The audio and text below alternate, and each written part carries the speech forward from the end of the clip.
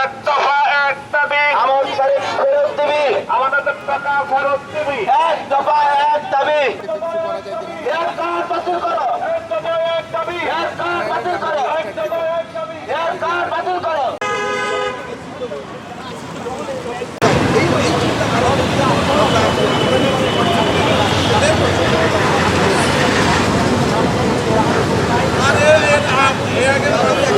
আমি ব্যক্তিগতভাবে গ্লোবাল ইসলামী ব্যাংকের একজন ভুক্তভোগী আমানতকারী। তো আমাদের আজকে মূল দাবি হচ্ছে এই যে অবৈধ হেয়ার কাট, এই হেয়ার কাটটা বাতিল করবে, ব্যাংক লেনদেন স্বাভাবিক করবে এবং বাংলাদেশ ব্যাংক কর্তৃক যে একটা রেজুলেশন দিছে যে 40% লোন দেওয়ার কথা এবং প্রত্যেকটা অ্যাকাউন্ট ক্লোজ মানে এফডিআর ক্লোজ করার পরে 2 লক্ষ টাকা দেওয়ার কথা তাৎক্ষণিক এবং প্রতি 3 মাস পর পর 1 লক্ষ টাকা দেওয়ার কথা, সেটা কিন্তু কোনো ব্যাংক মানে ম্যাক্সিমাম ব্যাংকগুলো দিচ্ছে না। তো আমাদের মূল দাবি হলো এই ব্যাংক লেনদেনগুলো স্বাভাবিক করে দিবে, এই যে লোনের কাগজপত্র দেওয়া আছে, লোনগুলো স্যাংশন করে লোনের টাকাগুলো যেন দেওয়া হয়। আমি একজন রেমিটেন্স যোদ্ধা, সরকারি চাকরিজীবী, আমি তো এই ব্যাংকে টাকা রাখছি বিশ্বাসের উপর ভিত্তি করিয়া, ঠিক তাই না?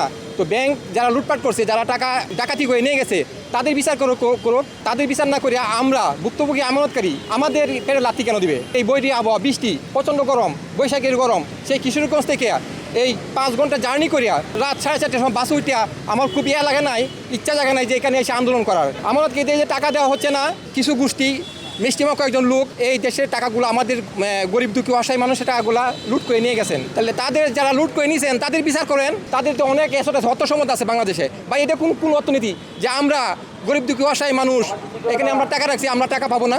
40% লোন দেওয়ার কথা, সেই লোনটা বন্ধ দিচ্ছে না এবং টাকাগুলো আমাদের লেন করে রাখছে, অ্যাকাউন্টে যে টাকাগুলো আছে সেই টাকাগুলো দিচ্ছে না। আমরা কি অপরাধ করছি?